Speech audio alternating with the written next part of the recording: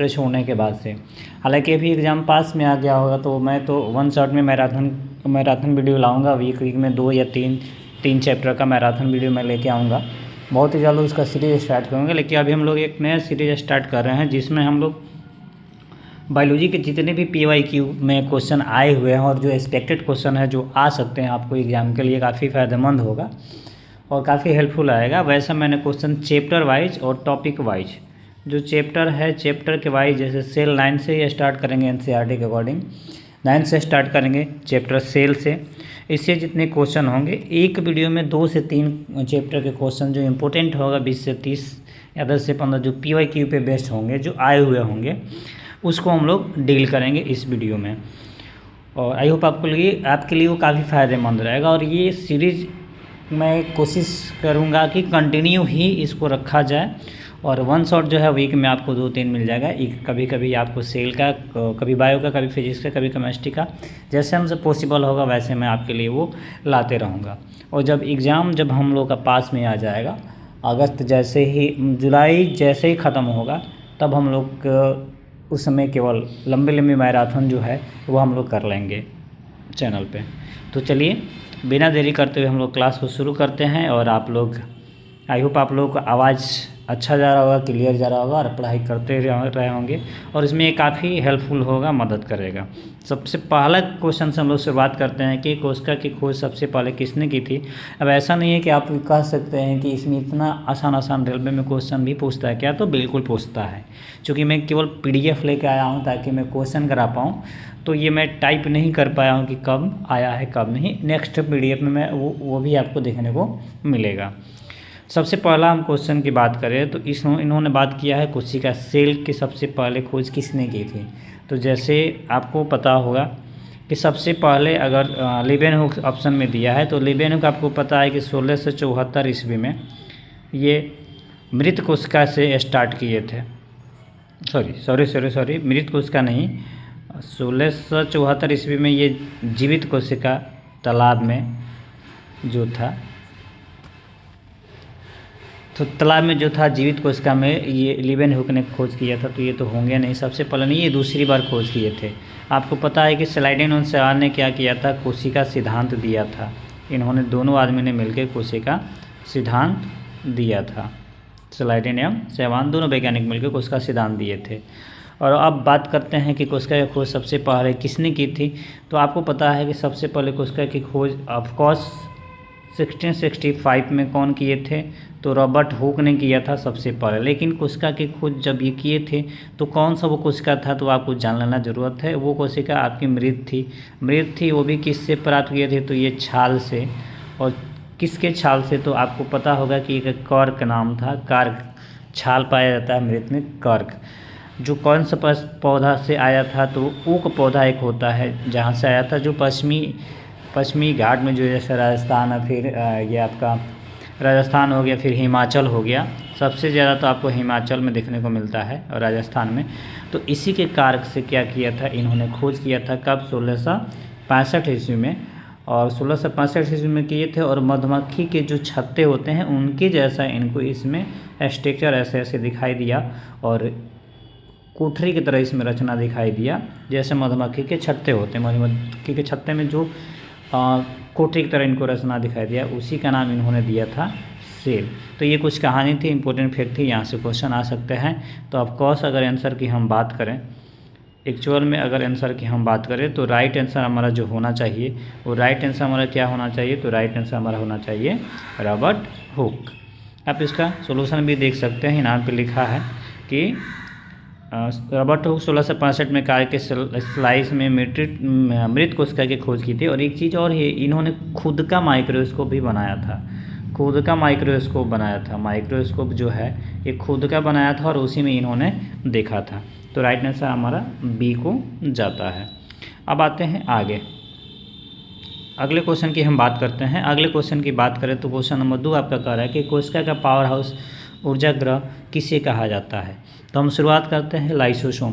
तो लाइसोसोम आपको पता है कि ये डाइजेशन में मदद करता है। जिस सेल में रहता है उसी सेल को ये क्या कर देता है, मार देता है। इसलिए इसको सुसाइडल बैग भी कहा जाता है। आत्महत्या की थैली, लाइसोसोम को हम क्या कहते हैं, आत्महत्या की थैली का नाम देते हैं। ठीक, अब बात करते हैं राइबोसोम। तो आपको पता है कि राइबोसोम प्रोटीन संश्लेषण में मदद करता है, प्रोटीन फैक्ट्री, इसलिए इसको बोला जाता है राइबोसोम को। और ये राइबोसोम आपको सबसे ज़्यादा देखने को कहाँ मिला जाएगा, तो ईआर में देखने को मिलता है, वहीं पे आपको देखने को सबसे ज़्यादा पाया जाता है और वहाँ पे पाया जाता है। राइबोसोम ईआर में पाया जाता है एंडोप्लाज्मिक में, उसमें भी कहाँ पे, तो आरईआर में सबसे ज़्यादा पाया जाएगा, जहाँ पे रफ होता है वहाँ पे पाया जाता है बहुत ज़्यादा मात्रा में राइबोसोम। अब हम बात करते हैं गोल्जी काय की। तो गोल्जी काय भी क्या है, गोल्जी का एक तरह का लिपिड और प्रोटीन ये क्या करता है, रिलीज करता है। लिपिड और प्रोटीन को ये क्या करता है, रिलीज करता है, बनाता है और उसी को संश्लेषित करता है गोल्जी काय। और इसका खोज कौन किए थे, तो वैज्ञानिक थे कैमिलो गैल्जी ने इसका खोज किया था। तो आई होप ये भी क्लियर हुआ होगा।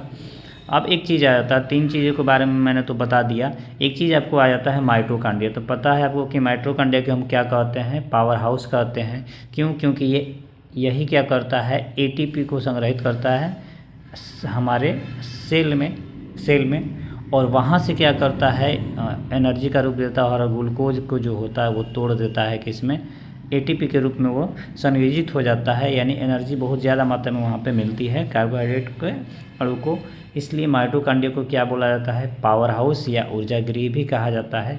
तो हमारा राइट आंसर जो जाएगा, राइट आंसर हमारा चल जाएगा कहाँ पे, माइटोकॉन्ड्रिया। राइट आंसर हमारा क्या हो जाएगा, माइटोकॉन्ड्रिया हो जाएगा। आप यहाँ पे लिखा भी है, देखिए मैं बता के लेके चला आया कि माइटोकॉन्ड्रिया, क्योंकि यहाँ एटीपी के रूप में ऊर्जा बनती है।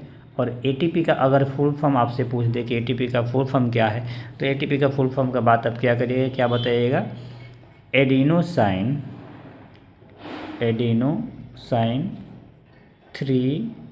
फॉस्फेट,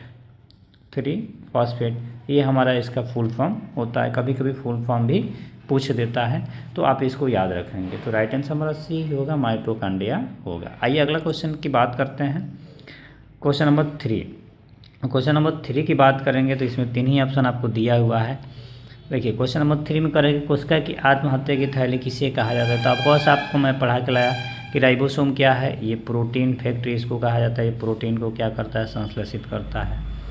अब न्यूक्लियस का मतलब हो गया केंद्रक। तो आपको पता है कि पूरे एपी सेंटर होता है केंद्रक, सारी चीज़ों को ब्रेन भी कहा जाता है, कोशिका का ब्रेन इसी को कहा जाता है, किसको, न्यूक्लियस को। इसको क्या बोला जाता है, कोशिका का ब्रेन, कोशिका का दिमाग, इपिक सेंटर समझ लीजिए, दिमाग का जो होता है इपिक सेंटर, इसको कहा जाता है केंद्रक को। तो केंद्रक तो क्या करता है, सारी चीज़ों को अपने अंदर, सब चीज़ एपिक सेंटर होता है, केंद्र होता है पूरे सारे चीज़ को। और अब इसमें अब बच जाता है लाइसोसोम। तो लाइसोसोम अभी मैंने पीछे वाला स्लाइड में मैंने बताया, पीछे वाला क्वेश्चन बताया कि लाइसोसोम को हम लोग क्या करते हैं, सुसाइडल बैग कहते हैं, क्योंकि ये एंजाइम रिलीज करता है और जिस सेल में रहता है उसी सेल को वो क्या करता है, ज़रूरत के अकॉर्डिंग वो डाइजेस्ट कर देता है, यानी जिसमें रहेगा उसी को वो मार देगा, इसलिए उसको क्या बोला जाता है, सुसाइडल बैग। यानी जितना भी कचरा सेल के अंदर रहता है ना, उसको पाचक कर देता है और बेकार पदार्थ को हटा के उसको पाचित कर देता है, हमारी बॉडी से लड़ने के लिए, फ़ायदे के लिए। तो लाइसोसोम तो एक तरह का पाचन का काम करता है, लेकिन जिसमें रहता है आवश्यकता पड़ता है तो उसी को क्या करता है, उसको एकदम साफ कर देता है। इसलिए लाइसोसोम को आत्महत्या की थैली या सुसाइडल बैग के नाम से भी जाना जाता है। तो राइट आंसर हमारा हो जाएगा लाइसोसोम। अच्छा, इसमें रिक्तिका भी दिया है, तो रिक्तिका का काम हम बता देंगे आगे। देखिए लाइसोसोम इसमें शक्तिशाली पाचक एंजाइम, तो जो क्या करते हैं, जो फटने पर अपनी ही कोशिका को क्या कर देते हैं, नष्ट कर देते हैं, उसी को ही क्या कर देता है, नष्ट कर देता है। अब आइए अगला क्वेश्चन आते हैं, क्वेश्चन नंबर 4। बस चैप्टर वाइज में लेके आया हूँ ताकि वो आपका डाउट क्लियर हो जाए। प्रोटीन की फैक्ट्री के नाम से कौन जाना जाता है। देखिए अभी मैं बता के लाया, ऑफकोर्स किसको बोलते हैं, राइबोसोम को बोलते हैं प्रोटीन की फैक्ट्री। और ये रिलीज कहाँ होता है, तो आर में सबसे ज़्यादा पाया जाता है। आर क्या है, तो आपको पता है कि दो तरह के होंगे, एक आर और एक स्मूथ एंडोप्लाज्मिक रेटिकुलम और रफ एंडोप्लाज्मिक रेटिकुलम। लाइसोसोम को अभी हम क्या बोल रहे थे, तो सुसाइडल बैग। माइटोकॉन्ड्रिया को क्या बोल रहे थे, तो पावर हाउस बोल रहे थे। अब सेंट्रोसोम, इसकी कोई सेंट्रोसोम को पता है कि क्या है, तो ये सेंटर में रहता है सेंट्रोसोम, तारका जिसको बोलते हैं, ये भी बहुत ज़्यादा मदद करता है। तो मेन आंसर हमारा जो हो जाएगा प्रोटीन फैक्ट्री राइबोसोम के नाम से प्रोटीन फैक्ट्री को जाना जाता है, राइबोसोम को ही जाना, तो राइट आंसर हमारा जो हो जाएगा राइबोसोम हो जाएगा। अब आइए अगला क्वेश्चन देखते हैं। अगला क्वेश्चन में आपको देखिएगा कि अगला क्वेश्चन कह रहा है कि पादप कोशिका भित्ति प्लांट सेल वॉल मुख्य रूप से किसकी बनी होती है। तो मैं बता के लेके आया था, जैसे आपको पता होगा कि सेल वॉल किसको बोलते हैं। अगर मान लीजिए कि ये पादप कोशिका है और सबसे पहले कोशिका भित्ति कहते हैं किसको, तो यहाँ पे एक ऐसे आपको देखिएगा कि यहाँ पे एक ऐसे लेयर, यहाँ पे इसके बाहर से एक कड़ी आवरण घिरा रहता है जिसको हम लोग सेल वॉल का नाम देते हैं। और सेल वॉल ये जब भी होता है तो ये सेलुलोज का बना होता है, लगभग इसमें सेलुलोज रहता है। सुबेरिन नामक एक पदार्थ होता है, सुबेरिन नामक पदार्थ जिसमें सेलुलोज वसा प्रोटीन बहुत सारे चीज़, कार्बनिक अकार्बनिक बहुत सारे चीज़ इसमें मिले रहते हैं। ठीक है, तब मिले रहते हैं तब वो कोशिका भित्ति बनता है। उसमें प्रोटीन भी रहता है, लिपिड भी रहता है, लेकिन मुख्यतः अगर पादप की कोशिका भित्ति की बात करते हैं तो वो एक चीज़ से बनता है जिसको हम बोलते हैं काइटिन। तो राइट आंसर हमारा हो जाएगा काइटिन। बाकी ये सब उतने मात्रा में तो रहते ही हैं, इसमें भी मदद करते हैं, बस सबसे ज़्यादा काइटिन, पादप की कोशिका भित्ति जो होती है वो काइटिन से बनी रहती है। तो राइट आंसर अगर हम बात करते हैं तो राइट आंसर हमारा जो हो जाएगा वो हो जाएगा काइटिन।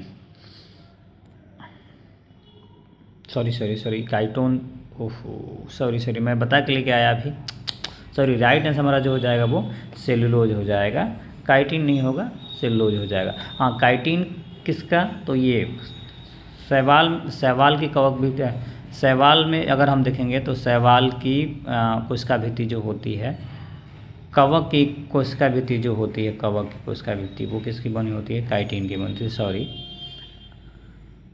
मिस्टेक से गलती हो गया वो, तो सेलुलोज राइट आंसर हो जाएगा, होता है ऐसे।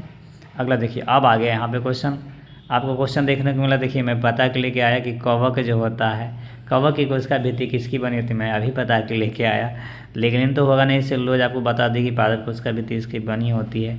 राइट आंसर हमारा जो हो जाएगा काइटिन हो जाएगा। कवक के जितने भी होते हैं वो किसके बने होते हैं, तो वो काइटिन से बने होते हैं। अभी ये क्वेश्चन भी आ गया, एक दूसरे से रिलेट क्वेश्चन ज़रूर है। तो राइट आंसर हमारा इसमें जो हो जाएगा फंगी के लिए वो हो जाएगा काइटिन।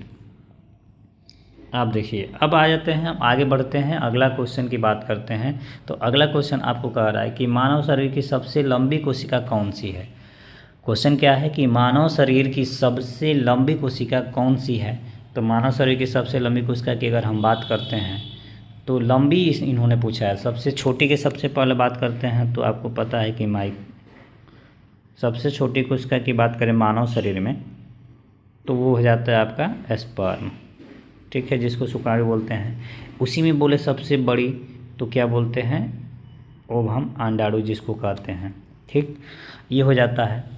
स्पर्म सबसे ज़्यादा क्या होता है, छोटी कोशिका हो जाती है। मानव की अगर हम बात कर रहे हैं, ओवरऑल बात करें तो सबसे बड़ा अंडा जो होता है शुतुरमुर्ग का अंडा होता है, ऑस्ट्रिच का एग जो होता है वो होता है। आइए अब ऐसे भी बात करें जीवों में तो एक माइकोप्लाज्मा होता है, आपको पता होना चाहिए। लेकिन इन्होंने मानव में पूछा है तो मानव में स्पर्म हो जाता है, बड़ा अंडाणु हो जाता है। लेकिन इन्होंने पूछा है सबसे छोटी माइकोप्लाज्मा हो जाएगी। एक चीज़ इन्होंने पूछा है कि इसमें सबसे लंबी कौन होता है। तो साइज़ के अकॉर्डिंग अगर हम देखें तो एक ही है जो सबसे लंबी होती है, वो है तंत्रिका कोशिका न्यूरॉन, जो हमारे मस्तिष्क से स्टार्ट होती है और हमारे रीढ़ की हड्डी से, स्पाइनल से होते हुए नीचे तक जाती है। तो तंत्रिका कोशिका राइट आंसर हो जाएगा। लाल रक्त कोशिका तो होगा नहीं, अस्थि कोशिका नहीं होगा, पेशी कोशिका नहीं होगा। सबसे लंबी कोशिका हमारा जो होता है तंत्रिका कोशिका होता है। तो राइट आंसर हमारा तंत्रिका कोशिका हो जाएगा। देखिए, जिसको हम क्या कहते हैं, तंत्रिका कोशिका जिसको हम बोलते हैं न्यूरॉन, न्यूरॉन का नाम देते हैं। तो राइट आंसर हमारा सी होना चाहिए क्वेश्चन के अकॉर्डिंग। अब आइए, अभी बताया के लाया कि कोशिका का ब्रेन किसको बोला जाता है। तो आगे क्वेश्चन यहाँ पे कि कोशिका का मस्तिष्क या नियंत्रण केंद्र, यानी पूरे सिस्टम को कोशिका यहाँ पे हो गया, उस पूरे सिस्टम को कंट्रोल करता है। तो आपको पता है कि कोशिका झिल्ली क्या करेगी, इसकी यांत्रिक रक्षा प्रदान करती है। कोशिका झिल्ली जो होगी इसकी यांत्रिक रक्षा देगी, उसको बचाएगी बेकार पदार्थों को लेने से, और विसरण में मदद करती है, प्रसरण में मदद करती है, पदार्थों के परिवहन में मदद करेगी वो। गोल्जी का मैं बता के लाया है। माइटोकॉन्ड्रिया क्या करेगी, ये एटीपी में ऊर्जा को ग्रहण करती है। लेकिन एक केंद्रक जो है सारी चीज़ों को क्या करता है, कंट्रोल करता है, नियंत्रित करता है, सारी क्रियाओं को सेल ही करता है, इसलिए उसको मस्तिष्क या नियंत्रक केंद्र भी बोलते हैं। तो राइट आंसर हमारा जो आ जाएगा वो आ जाएगा केंद्रक। तो राइट आंसर हमारा जो आ जाएगा क्या हो जाएगा, केंद्रक। इपी सेंटर इसको कहा भी जाता है, सेल ऑफ इपी सेंटर इसको बोला जाता है, पूरा एकदम मेन होता है। तो राइट आंसर हमारा जो हो जाएगा वो क्या हो जाएगा, केंद्रक हो जाएगा। अब हमारा क्वेश्चन आ गया कि ऐसा कौन सा है, देखिए अब हमारा क्वेश्चन आ गया कि निम्न से किस कोशिकांग में अपना स्वयं का डीएनए होता है। क्वेश्चन यहाँ पे आया कि निम्न से किस कोशिकांग, कौन सा सेल ऑर्गेनल है जिसमें स्वयं का अपना डीएनए होता है। तो आपको पता है कि राइबोसोम का तो डीएनए होता नहीं है अपना, ठीक है, ये प्रोटीन संश्लेषण करता है। गोल्जी का और वेहिकल्स का भी नहीं होता। अंतःपरवर्ती जालिका का ईआर में देखें तो इसका अपना नहीं होता, लेकिन अपना डीएनए स्वयं का होता है, डीएनए इसमें पाया जाता है, बस खुद का नहीं होता है।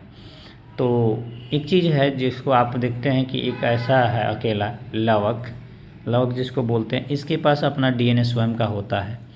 और एक माइटोकॉन्ड्रिया जो होता है इसके पास भी अपना स्वयं का डीएनए होता है। तो दो ही ऐसे ऑर्गेनल हैं जिसमें अपना डीएनए खुद का स्वयं का डीएनए होता है, एक है प्लास्टिड, एक है माइटोकॉन्ड्रिया। तो राइट आंसर हमारा जो हो जाएगा माइटोकॉन्ड्रिया और प्लास्टिड हो जाएगा। तो देख सकते हैं आप आंसर में भी देख सकते हैं यहाँ से। अगला बात करते हैं कि कोशिका सिद्धांत की बात इन्होंने किया कि कोशिका सिद्धांत का थ्योरी किसने प्रस्तुत किया था। तो हम क्वेश्चन वहाँ पे बहुत शुरुआत में ही मैंने बताया, ये जब पहला क्वेश्चन हम लोग देखे थे उसमें मैंने बताया कि रॉबर्ट हुक और रॉबर्ट ब्राउन। तो देखिए रॉबर्ट हुक क्या किए थे 1665 में, 1665 में कोशिका का खोज किए थे रॉबर्ट हुक, आपको पता है कोशिका का खोज किए थे, ठीक। अब रॉबर्ट ब्राउन जो थे ये केंद्र का खोज किए थे, कब, 1831 ईस्वी में। और वाटसन एंड क्रिक जो है तो ये डीएनए के डबल हेलिक्स जो होता है रचना, डीएनए का डबल हेलिक्स रचना उसके बारे में खोज किए थे। अब एक ही बच गए कोशिका सिद्धांत पूछा है, तो स्लाइडेन सेवान ने क्या किया था, कोशिका सिद्धांत के बारे में बताया था स्लाइडेन सेवान ने। तो राइट आंसर हमारा जो हो जाएगा बी हो जाएगा। आइए अगला देखते हैं कि कोशिका झिल्ली, क्वेश्चन अगला देखेंगे। अगला क्वेश्चन देखेंगे कोशिका झिल्ली की प्रकृति कैसी होती है। तो आपको पता है कि कोशिका झिल्ली की प्रवृत्ति जो होती है कैसी होती है, परिमेबल तो पूरा नहीं होती है क्योंकि कुछ दिखता है कुछ नहीं दिखता है, आधा दिखता है स्पष्ट नहीं दिख पाता है, स्वतंत्र तो होगी नहीं, अपारगम्य जब होगी तो उस झिल्ली का कोई काम नहीं क्योंकि पदार्थ आर पार जा ही नहीं सकता है। तो वो सेमी परमेबल होती है, अर्धपारगम्य होती है क्योंकि ये पदार्थों को आर पार जाने दे सकती है और यांत्रिक सहायता जो है उसको प्रदान कर सकती है। तो राइट आंसर हमारा जो हो जाएगा वो अर्धपारगम्य हो जाएगा, सेमी परमेबल हो जाएगा। देखिए क्यों, क्योंकि यह केवल कुछ ही पदार्थों को अंदर और बाहर जाने देती है। उसका काम वही है कि जितने भी सही पदार्थ हैं उसको ऑब्जर्व करना और जितने बेकार पदार्थ हैं उसको छोड़ देना, छान के अपने अंदर उसको भेजती है। तो राइट आंसर हमारा जो हो जाएगा सेमी परमेबल हो जाता है। अब एक चीज़ यहाँ पे क्वेश्चन आएगा कि ट्रैफिक पुलिस किसको बोला जाता है, यातायात प्रबंधक किस सेल को कहा जाता है। गोल्जी का एक राइबोसोम को तो होगा नहीं क्योंकि ये प्रोटीन फैक्ट्री आपको पता है। लाइसोसोम को तो हम बोल ही नहीं सकते हैं कि लाइसोसोम क्या है। लाइसोसोम को आत्महत्या की थैली या सुसाइडल बैग कहा जाता है, आत्महत्या की थैली। माइटोकॉन्ड्रिया को पावर हाउस बोला जाता है, ठीक है। राइबोसोम को प्रोटीन फैक्ट्री बोला जाता है, ये पता है आपको कि इसको क्या बोलेंगे, प्रोटीन फैक्ट्री का नाम देते हैं। तो 3 तो ऐसे ही टर्मिनेट हो गया, 3 आंसर होगा ही नहीं, तो एक ही ना बचा है गोल्जी का। तो इसको ट्रैफिक पुलिस का नाम दिया जाता है, इसको ट्रैफिक पुलिस का नाम दिया जाता है। तो राइट आंसर हमारा जो हो जाएगा गोल्जी बॉडी हो जाएगा, गोल्जी काय हो जाएगा।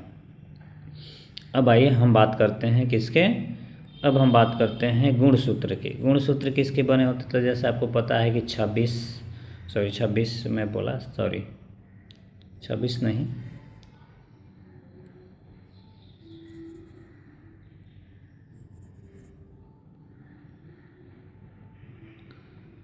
आपको पता है कि 46 गुणसूत्र मनुष्य में पाया जाता है, पेयर में पाया जाता है।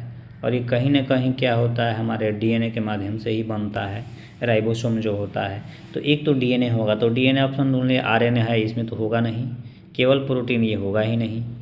डीएनए होगा तो केवल डीएनए में नहीं हो सकता है, क्योंकि जब भी क्रोमोसोम बनता है तो केवल डीएनए से नहीं बनता, उसमें कुछ प्रोटीन भी क्या होते हैं, शामिल होते हैं। केवल प्रोटीन में नहीं होगा, केवल डीएनए भी नहीं हो सकता है।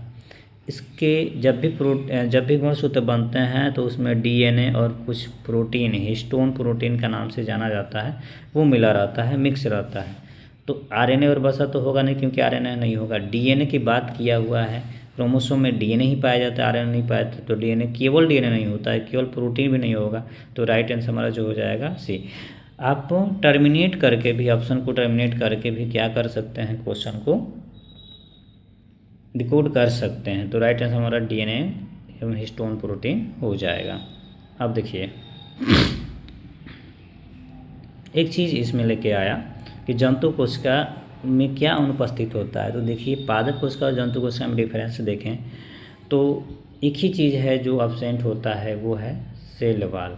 जंतु कोशिका में सेल वाल नहीं पाया जाता है और प्लास्टिड भी नहीं पाया जाता है। दो चीज़ें नहीं पाया तो बाकी सारी चीज़ें तो पाई ही जाती है जंतु कोशिका में, लेकिन प्लास्टिड केवल प्लांट में पाया जाता है, पादप कोशिका में पाया जाता है, और कोशिका भित्ति भी केवल उसी में पाया जाता है। बाकी सारी चीज़ें सब में पाई जाती हैं, कोशिका झिल्ली भी पाई जाती है। ऑब्सेंट इन्होंने पूछा है तो राइट आंसर तो कोशिका भित्ति हो जाएगा और लवक प्लास्टिड हो जाएगा, नहीं पाया जाता है।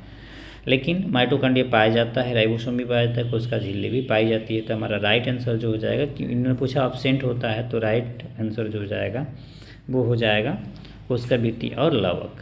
ठीक है,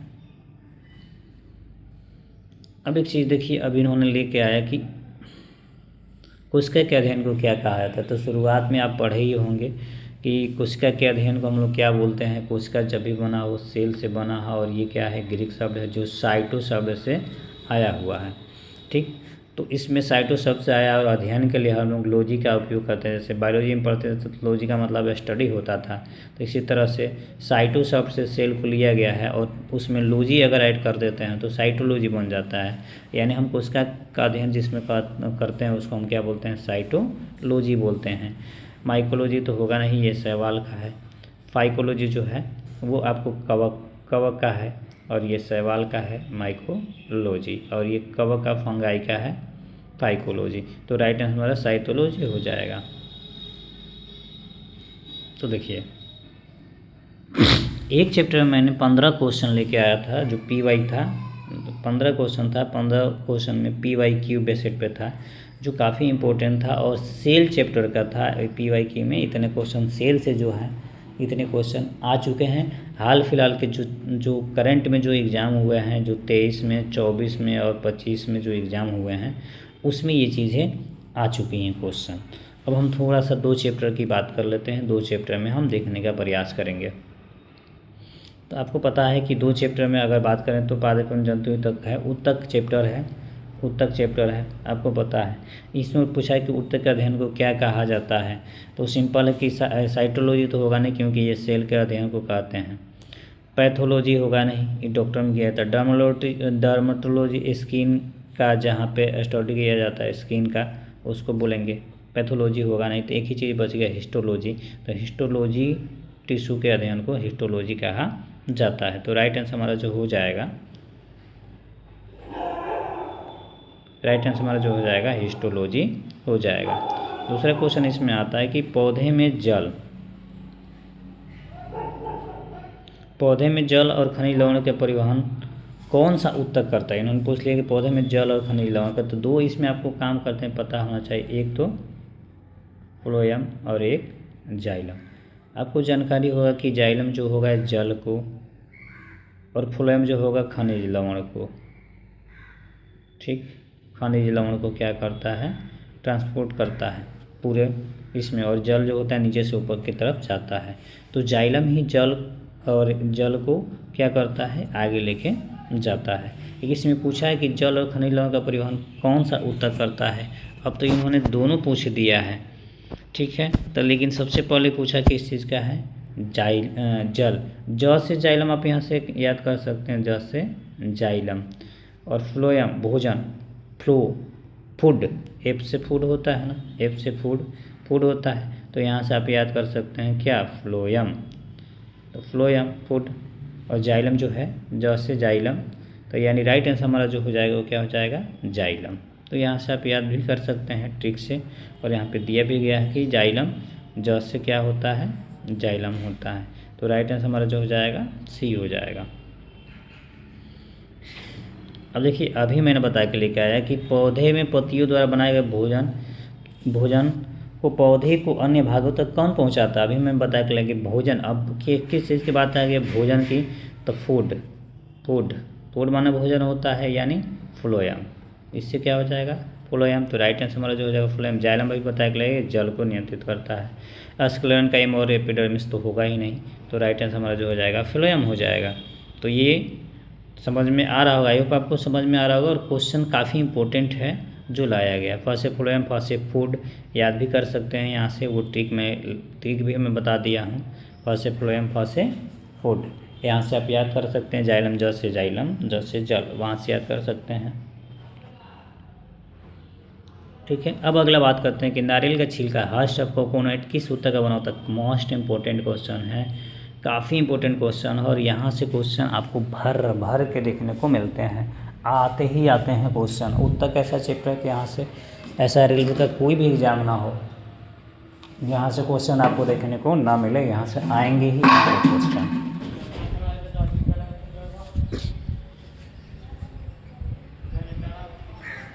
तो वो इम्पोर्टेंट है क्वेश्चन। तो आइए देखिए, नारियल का छिलका किस ऊतक से बना होता है। तो देखिए पैरेन्काइमा तो होगा नहीं, आप देख सकते हैं ये नहीं होगा। कोलेनकाइमा तो काफ़ी मुलायम होता है, फ्लोएम तो होगा ही नहीं।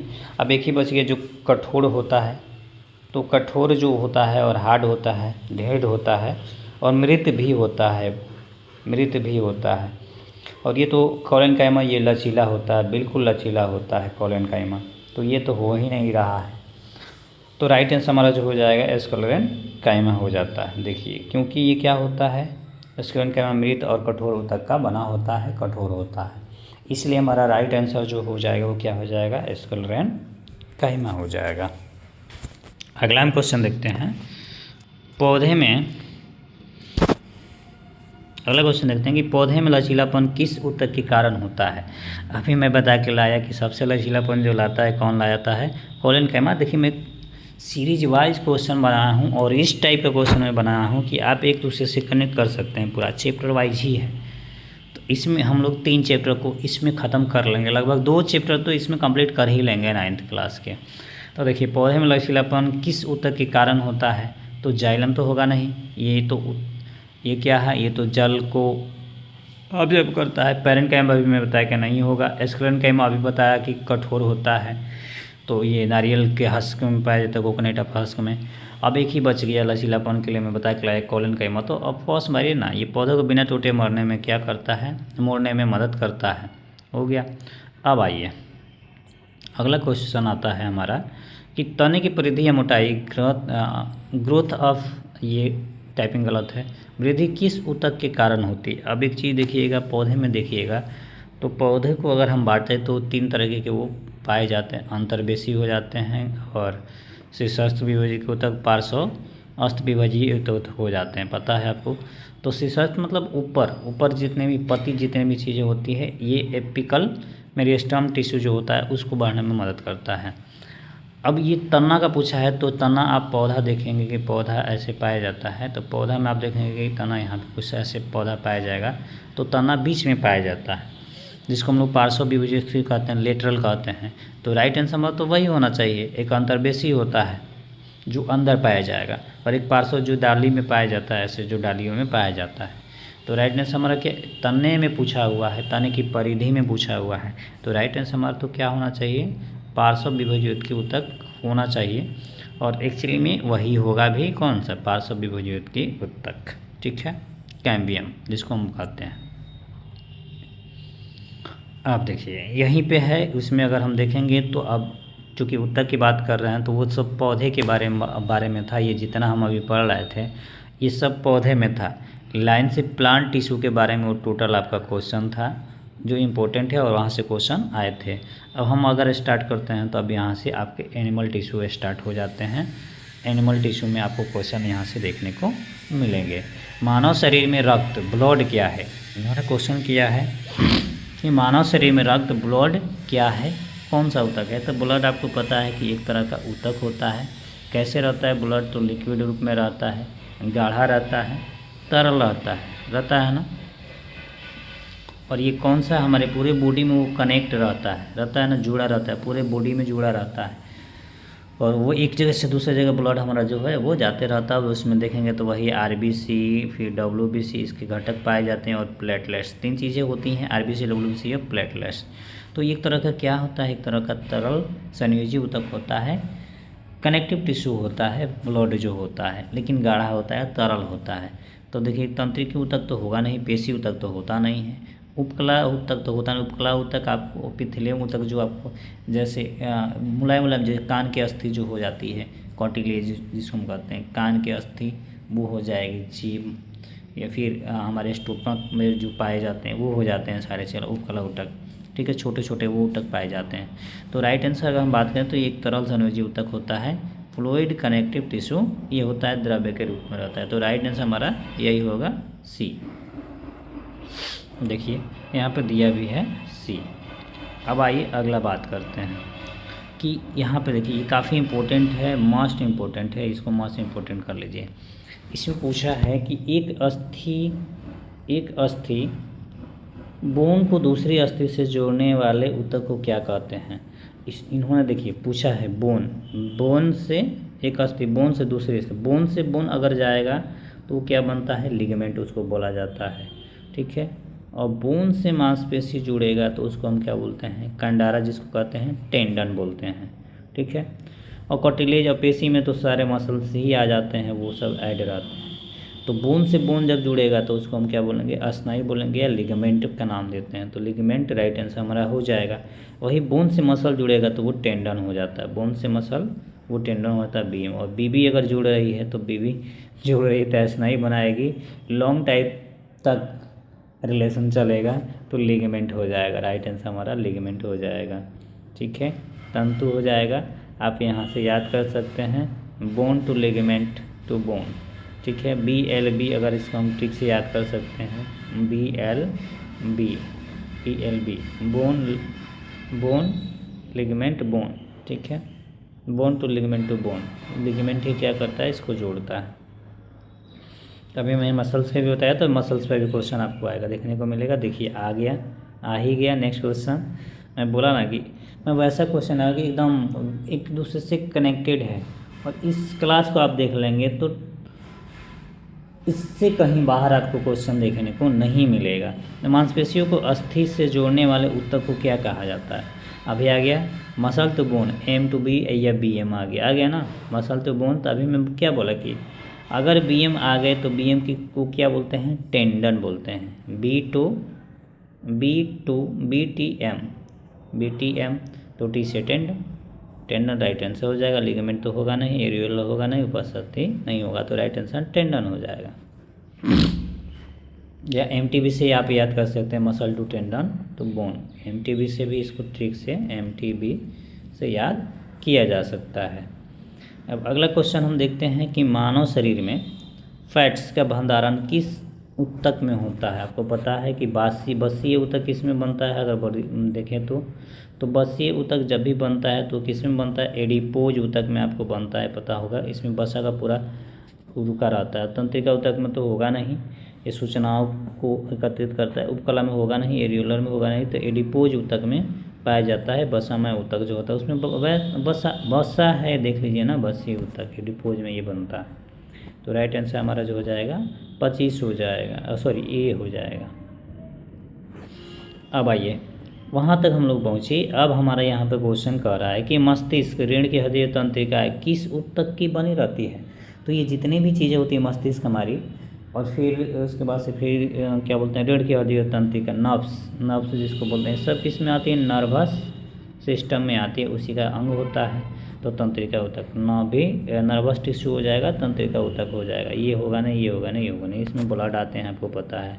पेशीय ऊतक में टोटल मसल्स आ जाए, उपकला में वही कान की अस्थि, नाक की अस्थि, ये सारा चीज़ आ जाता है। तो राइट आंसर ऊतक जो हो जाएगा तंत्रिका ऊतक हो जाएगा। अब देखिए एक क्वेश्चन और आ गया यहाँ पे कि त्वचा और मुंह का अस्तर किस प्रकार के ऊतकों से बना होता है। मैं बता के लेकर आया कि त्वचा हमारा जो होता है कौन सा टिश्यू होता है, एपिथेलियल टिश्यू होता है। तो त्वचा से पता चलेगा। मुंह का अस्तर भी जो होगा उसी तरह का होगा। स्नायु तो नहीं होगा, आपको पता है। पेशी ऊतक भी नहीं होगा। संयोजी ऊतक में तो ब्लड आपको आ गया था। तो राइट आंसर तो यही बच रहा है ना, उपकला ऊतक, उपकला टिश्यू। तो राइट आंसर उपकला ऊतक हो जाएगा। शरीर की बाहरी सुरक्षा को भी ये क्या करता है, परत बनाता है।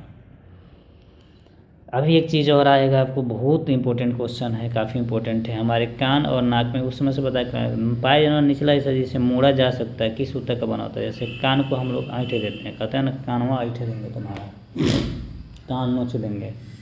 नाक में जो अंदर का चीज पाया तो उसको हम ऐसे घुमा देते हैं, उसमें बहुत ज़्यादा भरा रहता है, बलगम वगैरह लगा तो वो कैसा होता है, वो बहुत ही लचीला होता है। और लचीला जो होता है उसको क्या बोला जाता है, उपस्थिति कार्टिलेज बोला जाता है। तो ऑफकोर्स राइट आंसर हमारा क्या होना चाहिए, बी। अस्थि की बात करेंगे तो ये तो पूरा हार्डनेस होता है, हार्ड होता है, तो इसको तो नहीं। लिगामेंट तो समझिए गए कि लिगामेंट बोन जुड़ा रहेगा। टेंडन समझिए गए बोन से मसल जुड़ा रहेगा। तो उपस्थिति ना होगा तो राइट आंसर हमारा कार्टिलेज हो जाएगा। क्यों? क्योंकि ये क्या होता है, एक प्रकार का मुलायम संयोजी ऊतक होता है। अब देखिए 19 नंबर की हम बात करते हैं। क्वेश्चन नंबर 29 की हम बात करते हैं। तो 29 की हम बात करें तो देखिएगा कि पौधे में सबसे अधिक मात्रा में पाए जाने वाला कौन सा ऊतक है जो भोजन के भंडारण में मदद करता है। कितना अच्छा क्वेश्चन है कि भोजन के भंडारण में मदद करता है, ऐसा कौन सा ऊतक है। तो देखिए कॉलिन कैमा तो अभी मैं बता दिए कि लचीलापन लाएगा। जाइलम जल को क्या करेगा, ऑब्जर्व करेगा। ये क्या करता है, कठोरता को प्रदान करता है ना, कठोरता देता है। जाइलम जल को शोषण करता है। एस्कलेन कैमा आपको मैं बता के लाया, कॉलिन कैमा बता के लाया कि ये मुलायम या लचीलापन लाता है, पौधे इसे मुड़ जाते हैं। तो ऑप्शन क्या बच रहा है, तीनों चीज़ पता चल गया। तो भोजन का भंडारण एक ही करेगा, वो क्या है, पैरेन्काइमा। तो राइट आंसर हो जाता है पैरेन्काइमा। और हम एक क्वेश्चन और लास्ट देखेंगे, क्वेश्चन नंबर 30। देखिए 40 मिनट में मैं बहुत स्पीड में कराया और जितनी ज़रूरत है उतना ही आपको मैं ये चीज़ें बताया। और यही क्या नाम है कि क्योंकि आपको तैयारी करना है और फास्ट टाइम में करना है, 45 मिनट है, उसमें आपको समय बहुत कम मिलता है। तो 45 मिनट में 30 क्वेश्चन बहुत काफ़ी है, ठीक है। इसके लिए तो आपको 20 ही मिनट मिलना चाहिए, लेकिन इसमें 40 मिनट का आपको वीडियो रहेगा जिसमें 30 क्वेश्चन आपको मैं कराने का प्रयास किया हूँ, क्योंकि उस चीज़ को मैं समझाने का भी प्रयास किया हूँ, ठीक है। उसको मैं हर एक क्वेश्चन बताया, यानी एक क्वेश्चन में अगर देखा तो आपको 4 प्रश्न तैयार हो रहे हैं। ये 30 क्वेश्चन से आपको कम से कम 120 क्वेश्चन आपको तैयार हो रहे हैं, ठीक है। कंसेप्ट भी आपका क्लियर हो रहा है और रिवीजन करने के लिए सबसे अच्छा तरीका यही है, ठीक है। ऐसे ही आप करिएगा तो लगभग 200 से 300 या 400 के करीब में 22 क्वेश्चन आएंगे। ये भी पार्ट 1 है, ये भी स्टार्ट में किया, इससे भी अच्छे क्वेश्चन मैं आपको लाके दूंगा। तो आप चैनल पे विजिट जरूर करें और वीडियो को लाइक ज़रूर करें और अपना प्यार बनाए रहें और ज़्यादा से ज़्यादा शेयर ज़रूर करें। आइए देखते हैं। त्वचा और मांसपेशियों के बीच रक्त वाहिकाओं के चारों ओर पाए जाने वाला ऊतक जो अंगों के अंदर खाली जगह को भरता है। मेरे दोस्त, मेरे बाबू सोना, जानते हैं आपकी अंदर जब भी भरने वाली बात आ गई तो कब भरा जा सकता है। जैसे हमारे पेट के अंदर अगर देखें तो कब पेट हमारा फूलाता है, जब हमें भोजन मिलती है। तो भोजन इसमें एक ही है जो ऊतक की मरम्मत भी करता है, भोजन को ऑब्जर्व भी करता है। कौन सा ऊतक था, तो वो पैरेन्काइमा यानी एरियलर ऊतक वो है। तो एरियलर ऊतक राइट आंसर हो गया। एडिपोज तो ये क्या करेगा, फैट को ऑब्जर्व करता है। लिगामेंट मैंने बता के लाया कि ये बोन से बोन को जोड़ेगा, एक ही चीज़ को बार बार लाया है। उपकला बता ही दिया मैं।